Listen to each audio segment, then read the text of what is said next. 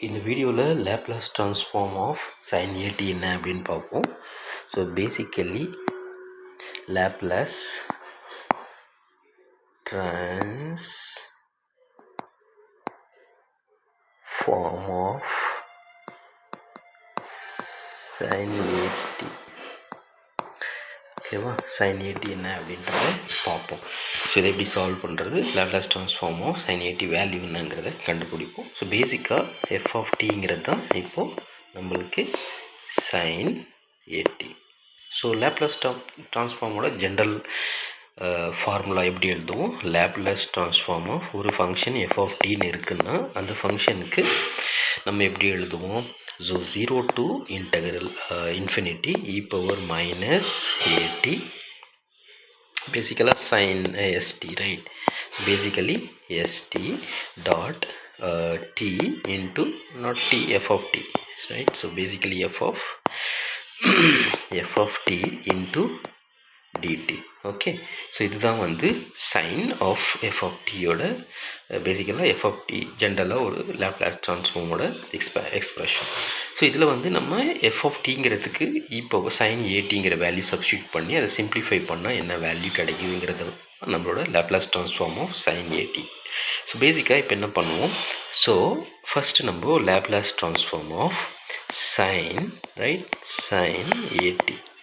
So பேசிக்காக இது வந்து 0 to infinity e power minus st, அடுத்தது sin at, right, sin at into dt. Okay, so then இது வந்து என்ன பண்ண போகிறோம், ஸோ இதில் வந்து ஸோ பேசிக்கலி சைன் ஏடிங்கிறது எழுதியாச்சு. ஸோ இந்த இடத்துல நம்ம ஒரு விஷயத்த பண்ண போகிறோம். என்ன பண்ண போகிறோம் அப்படின்னு பார்த்தீங்கன்னா, ஸோ இந்த ரைட் சைடு இருக்கிற ரிலேஷன் வந்து ஒரு ட்ரிக்னாமெட்ரிக் ரிலேஷன் மாதிரி இருக்குது. அது என்ன ரிலேஷன் அப்படிங்கிறத ஃபஸ்ட்டு பார்ப்போம். ஸோ பேசிக்காக நம்மக்கிட்ட ஒரு இன்டெக்ரல் இருக்குது. அந்த இன்டெக்ரலில் ஒரு இ பவர் ஏஎக்ஸுங்கிற ஒரு டேர்ம் இருக்குது. அதோட சைன் பிஎக்ஸ்ன்னு ஒரு டேர்ம் மல்டிப்ளை ஆகிருக்கு, ஓகேவா, பிஎக்ஸ் அப்புறம் டிஎக்ஸ். ஸோ இந்த மாதிரி ஒரு எக்ஸ்ப்ரெஷன் இருந்துச்சுன்னா, ஒரு எக்ஸ்போனன்ஷியல் டேர்ம், ஒரு சைன் டேர்ம், அதோட ஒரு டிஃப்ரென்ஷியல் ஃபேக்டர் இருந்துச்சுன்னா அதை நம்ம எப்படி எழுத முடியும் அப்படின்னு பார்த்தீங்கன்னா, அந்த e power, right, e power ax அந்த எக்ஸ்போனன்ஷியல் டேர்ம் அப்படியே எழுதிடுவோம். கீழே வந்து இந்த எக்ஸ்போனன்ஷியலில் இருக்கிற கான்ஸ்டன்ட் இல்லையா, அந்த வேல்யூவோட ஸ்கொயர் ப்ளஸ் சைனில் இருக்கிற கான்ஸ்டன்ட் டேர்மோட ஸ்கொயர், பி ஸ்கொயர். ஸோ இப்படி எழுதிட்டு அடுத்தது என்ன பண்ண போகிறோம்னா, இந்த கான்ஸ்டன்ட் எக்ஸ்போனன்ஷியலில் இருக்கிற constant times sine BX minus அடுத்தது சைனில் இருக்கிற கான்ஸ்டன்ட் இருக்கு இல்லையா, இந்த கான்ஸ்டன்ட் இதோட value into cos X.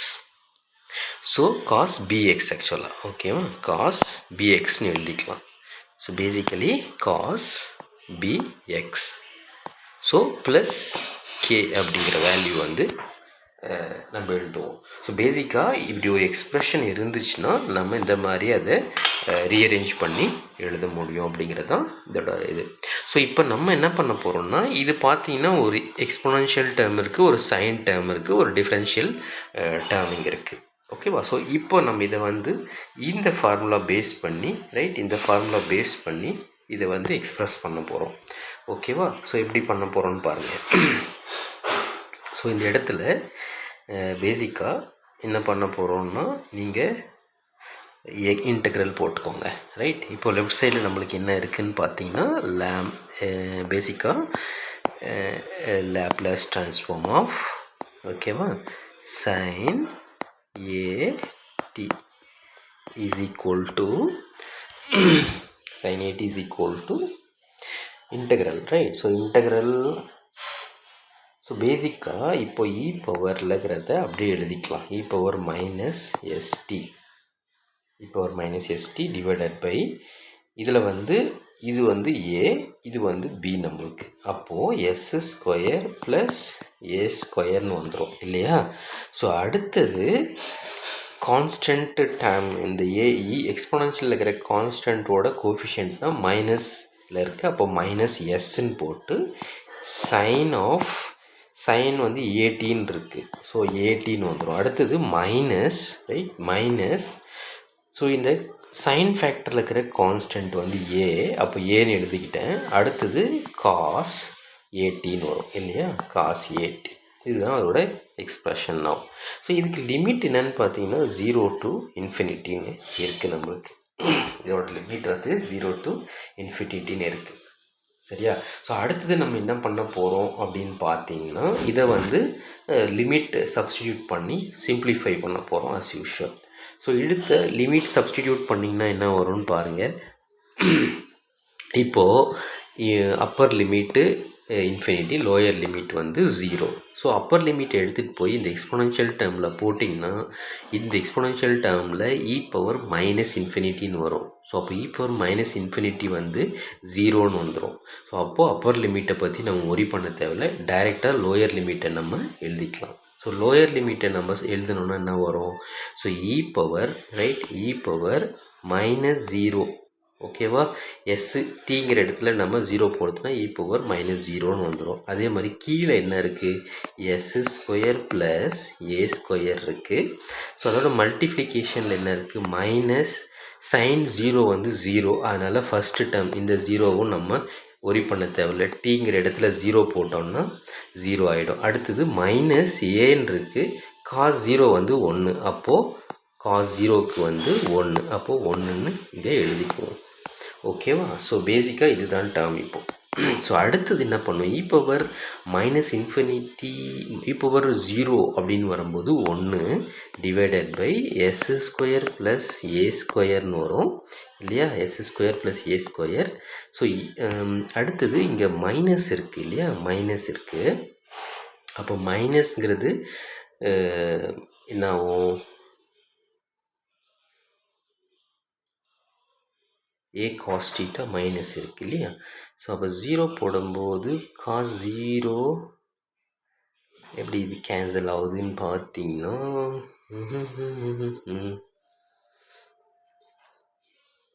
Already இங்கே ஒரு மைனஸ் இருக்குது நம்மக்கிட்ட, ரைட். ஸோ அப்போ மைனஸ் இருக்குது, இந்த மைனஸும் இந்த மைனஸும் ப்ளஸ் ஆயிரும், ப்ளஸ் ஏன்னு ஆயிரும்.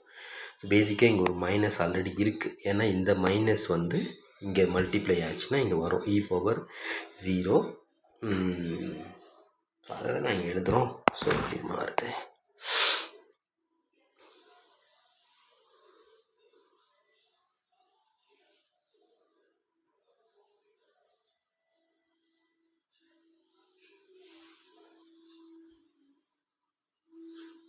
ஸோ பேசிக்காக இதில் வந்து ஏ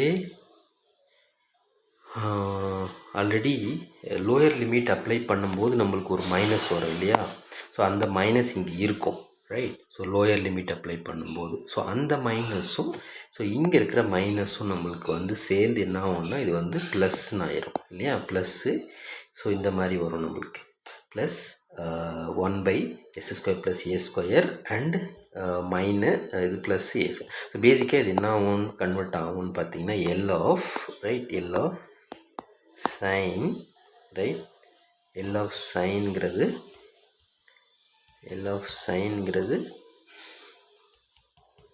ரைட், எல் ஆஃப் சைன்ங்கிறது ஏடின்னு வருது இல்லையா. Sine AT is equal to A by S square plus A square, ஓகேவா. ஸோ இதுதான் வந்து A by S square plus A ஸ்கொயருங்கிறது தான் சைன் ஏடியோட வேல்யூ. ஸோ இது வந்து அப்ளிகேபிள் எப்போ அப்படின்னு பண்ணால் இஃப் எஸ்ஸோட வேல்யூ வந்து கிரேட்டர் தென் 0 வந்தால் தான் இந்த கண்டிஷன் சாட்டிஸ்ஃபை பண்ணும். இல்லைன்னா இந்த லேப்லஸ் ஆஃப் சைன் ஏடியோட வேல்யூ வந்து எக்ஸிஸ்ட் இருக்கும். சப்போஸ் இஃப் எஸ்ஸோட வேல்யூ லெஸ் தென் 0வாக இருந்துச்சுன்னா இந்த லேப்லஸ் ட்ரான்ஸ்ஃபார்ம் வந்து டசன்ட் எக்ஸிஸ்ட், அதனால். ஸோ இது வந்து S supposed to be greater than 0. So இதுதான் கண்டிஷன், ஓகேவா.